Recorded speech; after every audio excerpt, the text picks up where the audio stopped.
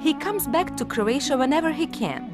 Argentina is his second homeland for more than half of a century, but he still thinks of Zagreb as his capital.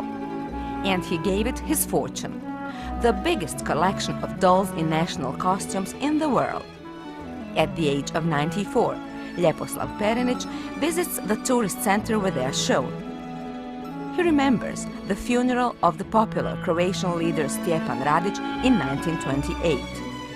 Back then, he was a boy, fascinated by thousands of people dressed up in national costumes.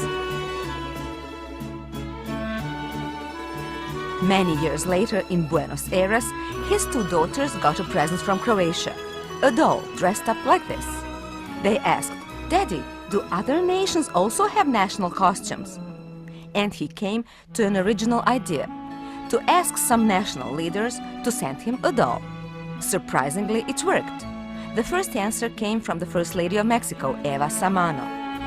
Then from the German Chancellor Konrad Adenauer, and even from the Queen Jelma of Sikkim, a little kingdom in the Himalayas.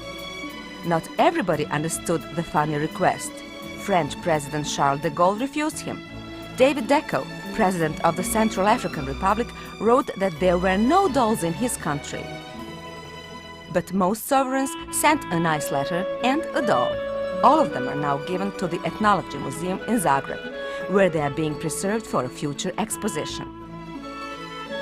Mrs. Ivka Ivkanec takes care of more than 350 dolls in national costumes from 120 countries.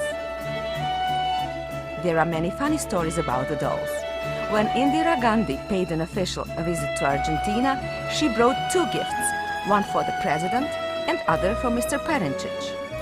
A doll given by Golda Meir was stolen during an exposition in Santa Barbara. The Israeli Prime Minister sent another one right away.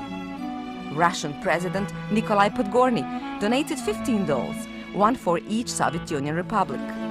And Mrs. Carmen Gomez from Madrid gave away her private collection of 47 dolls in national costumes. You may think I'm crazy, but I have something that no one else has, Ljeposlav says, smiling at his little friends. The collection was donated to the museum in 1991, and it hasn't grown ever since.